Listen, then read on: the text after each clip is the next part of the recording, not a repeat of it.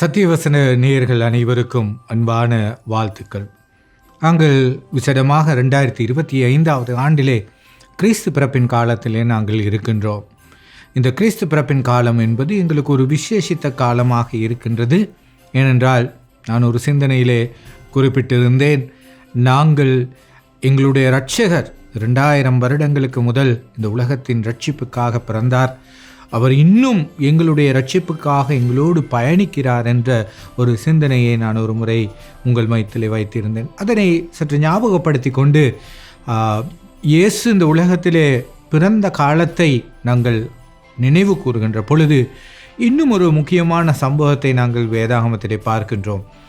எங்களுக்கு தெரியும், பழைய ஏற்பாட்டு காலத்திலே மக்கள் இந்த உலகத்துக்கு ஒரு மேசியா வரமாட்டாரா, இந்த உலகத்துக்கு ஒரு இரட்சகர் எங்களுக்காக பிறக்க மாட்டாரா என்று ஏங்கிக் கொண்டிருந்த காலத்திலே இயேசுவினுடைய பிறப்பு குறித்து அறிவிக்கப்பட்ட பொழுது பலருக்கு அது ஒரு சந்தோஷமான செய்தியாக இருந்தது. லூக்கா நற்செய்தி நூலிலே நாங்கள் வாசிக்கிறோம், 1வது அதிகாரம் 14வது வசனத்திலே, உனக்கு சந்தோஷமும் மகிழ்ச்சியும் உண்டாகும், அவன் பிறப்பின் நிமித்தம் அநேகர் சந்தோஷப்படுவார்கள் என்று கடவுளுடைய வார்த்தையிலே நாங்கள் அழகாக வாசிக்கின்றோம். அவருடைய பிறப்பின் நிமித்தம் அநேகர் சந்தோஷப்படுவார்கள் என்று எழுதியிருக்கின்றது. ஆனால் நாங்கள் ஒரு பாரதூரமான விஷயத்தை இந்த நேரத்தில் சற்று யோசித்து பார்ப்போமா? உண்மையிலேயே சந்தோஷமான செய்தி தான்.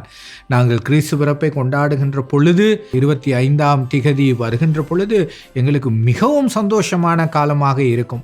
ஆனாலும் அன்பானவர்களே, நாங்கள் தெரிந்து கொள்ள வேண்டும், அன்று இயேசு இந்த உலகத்திலே பிறக்கப் போகிறார் என்று பலர் நடுங்கி பயந்தார்கள். யார் அவர்கள்?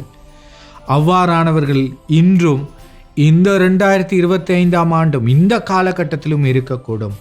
அவர்கள்தான் கடவுளுக்கு ஏற்புடையது அல்லாமல், கடவுளுடைய காரியங்களை குறித்து சிந்திக்காமல், தங்களுடைய சுய லாபத்துக்காக செயற்பட்ட, சுயநலத்துக்காக செயற்பட்ட, மக்களை ஒடுக்கிய அதிகாரிகள், மன்னர்கள், ராஜாக்கள், இவர்கள் எல்லோருமே பயந்து நடுங்கினார்கள்.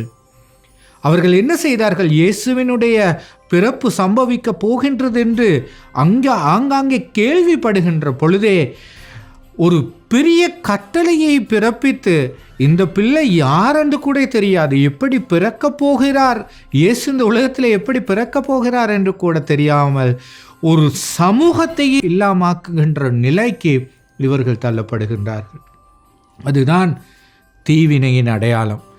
தீமை மேலோங்கி நிற்கின்ற பொழுது, தீமைக்காக நாங்கள் உழைக்கின்ற பொழுது, தீமையினாலே நாங்கள் வாழ்கின்ற பொழுது, அந்த தீமையை காத்து கொள்வதற்கு நாங்கள் அவ்வாறு செயற்படுவோம். எனக்கு எங்களுடைய நாட்டிலே பல கதைகள் ஞாபகம் வருகிறது. இந்த காலகட்டத்தை பொறுத்தவரை நிறைய பேர் இறந்து போகிறார்கள்.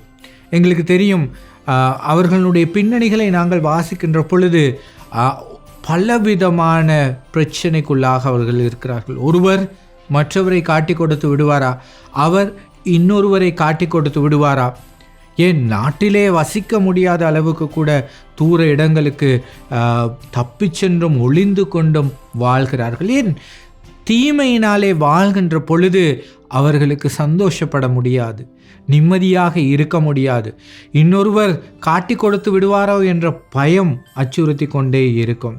அன்பானவர்களே, இயேசு பிறக்கப் போகிறார் என்று அறிந்த பொழுது இந்த பிரச்சனை இருந்தது. ஏனென்றால் கடவுள் இந்த உலகத்தை நேர்த்தியாக்குவார். கடவுள் சந்தோஷத்தை மாத்திரமே தருவார். கடவுள் ஒடுக்கப்பட்ட, மிகவும் தாழ்ந்த மட்டத்தில் இருக்கிறவர்களை உயர்த்தி காத்து வழி நடத்துவார். இந்த பின்னணியில் இருக்கின்ற பொழுதுதான் இந்த மன்னர்களும் ராஜாக்களும் தளபதிகளும், ஏன் ஆலயங்களிலே இருக்கின்ற குருவானவர்கள் கூட இயேசுவினுடைய பிறப்புக்காக பயந்தார்கள். முதலாவது கேள்வியை நாங்கள் கேட்போம். இந்த செய்தி உங்களுடைய காதுகளுக்கு எட்டினால், கடவுள் எங்கள் மத்தியிலே இருக்கிறார் என்று யோசிக்கின்ற பொழுது நாங்கள் உண்மையிலே பயப்படுகிறோமா, இல்லாவிட்டால் சந்தோஷப்படுகின்றோமா? கடவுள் பார்த்து கொண்டிருப்பார் என்று சொல்லி என்னுடைய மனசாட்சி என்னை பயமுறுத்துகிறதா, இல்லாவிட்டால் கடவுள் என்னோடு இருக்கிறார் என்ற சந்தோஷத்தை எனக்கு தருகிறதா? அன்பானவர்களே, அன்று கடவுளினுடைய சந்தோஷத்தை பெற்றுக்கொண்டவர்கள் யார் என்று இரண்டாவதாக நாங்கள் பார்க்கின்ற பொழுது, இடையர்கள் ஆட்டு மந்தைகளை மேய்த்து கொண்டு மிகவும் எளிமையான வாழ்க்கை வாழ்ந்தவர்கள் கடவுள் முதலில் பிறந்தார் என்று சந்தோஷப்பட்டார்கள். இன்று நாங்கள் தாழ்வான நிலையிலே, ஏழ்மையான நிலையிலே, பாரதூரமான நிலையிலே இருக்கிறோமா? கடவுள் எங்களுக்காக அன்று பிறந்தார், கடவுள் இன்று எங்களுக்காக புதிதாக எங்கள் மத்தியிலே பிறப்பார் என்ற நம்பிக்கை எங்களுக்கு இருக்க வேண்டும். இரண்டாவதாக நாங்கள் யோசிக்க வேண்டும், இயேசுவினுடைய பிறப்பு ஏற்பட்ட பொழுது அங்கு ஆலயத்திலே உண்மையாக மெசியாவை எதிர்பார்த்திருந்தவர்கள் சந்தோஷப்பட்டார்கள். என் தூதன் கூட, காபிரியல் தூதன் கூட யோசேப்பாக இருக்கலாம், மரியாவாக இருக்கலாம், பயப்படாதே என்று சொல்லி ஆறுதல் வார்த்தையை சொல்லி எவ்வாறானவர் ஒருவர் பிறக்கப் போகிறார் என்று அவர்களுக்கு நற்செய்தியை அறிவித்தார். கிறிஸ்துக்கள் அன்பானவர்களே, இதனை பார்த்து கொண்டிருக்கின்ற அனைத்து மக்களே, நீங்கள் இந்த செய்தியை வைத்துக்கொள்ளுங்கள். கடவுள் பிறந்தார், கடவுள் இந்த உலகத்திலே வாழ்ந்து இன்றும் எங்களோடு உயிருள்ள ஆண்டவராக வாழ்கிறார். அவ்வாறாக வாழ்கின்ற பொழுது எங்களுக்கு எல்லா நேரங்களிலும் சந்தோஷம் வரும். சில வேளைகளில் எங்களுக்கு உலக ரீதியான காரியங்கள் இல்லாமல் இருக்கலாம், உலக ரீதியான பெரிய பணங்களோ பொக்கிஷங்களோ எங்களுக்கு இல்லாமல் இருக்கலாம். ஆனால் கடவுள் இருக்கிறார் என்ற, கடவுள் எங்கள் மத்தியில் பிறந்திருக்கிறார், இந்த கிறிஸ்மஸ் காலங்களிலே புதிதாக எங்களோடு பிறப்பார் என்ற நம்பிக்கை வருகின்ற பொழுது ஒரு பெரிய சந்தோஷம் உருவாகும். நான் அந்த சந்தோஷத்தை தனியாக அனுபவித்திருக்கின்றேன். மிகவும் இளமையான வயதாக இருக்கின்ற பொழுது நான் ஒரு சிறிய கடையிலே வேலை செய்து கொண்டிருந்தேன். எல்லோரும் ஷாப்பிங் போவார்கள், சாமான்களை வாங்குவார்கள். நான் இரவு 8-9 மணி வரை அந்த கடையிலே வேலை செய்து கொண்டிருப்பேன். ஆனாலும் மனதுக்குள்ளே ஒரு பெரிய சந்தோஷம் இருக்கும். இவர்கள் எல்லோரும் இவ்வாறாக நடந்து திரிகிறார்கள், ஆடைகளை வாங்குகிறார்கள், ஷாப்பிங் போகிறார்கள்.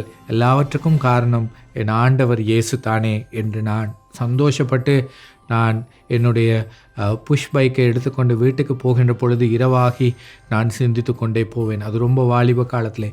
இன்று கூட நான் இந்த காலத்தை மிகவும் சந்தோஷமாக பார்ப்பேன். கடவுள் பிறந்தபடியினால் தானே நீங்கள் எல்லோரும் சந்தோஷமாக இருக்கிறீர்கள். வியாபார நோக்கம் இல்லாமல் கடவுள் எதற்காக இந்த உலகத்தில் பிறந்தாரோ அந்த சந்தோஷத்தை அனுபவிப்போம். ஆனால் அன்று இயேசு பிறந்த பொழுது யாரெல்லாம் பயந்தார்களோ, என்னென்ன காரியத்துக்கு பயந்தார்களோ அவர்களும் மனம் திரும்புவதற்கு இந்த 2025ஆம் ஆண்டின் கிறிஸ்து பிறப்பின் காலம், நத்தார் காலம் ஒரு சிறப்பான காலமாக இருக்க வேண்டும் என்று நான் இந்த செய்தியின் மூலமாக வலியுறுத்த விரும்புகின்றேன். மீண்டும் ஜெபத்துக்கு முன்னால் லூக்கா 1வது அதிகாரம் 14வது வசனத்தை நான் வாசிக்கின்றேன். உனக்கு சந்தோஷமும் மகிழ்ச்சியும் உண்டாகும், அவன் பிறப்பின் நிமித்தம் அநேகர் சந்தோஷப்படுவார்கள் என்ற நற்செய்தியை நாங்கள் உள்வாங்குவோமா?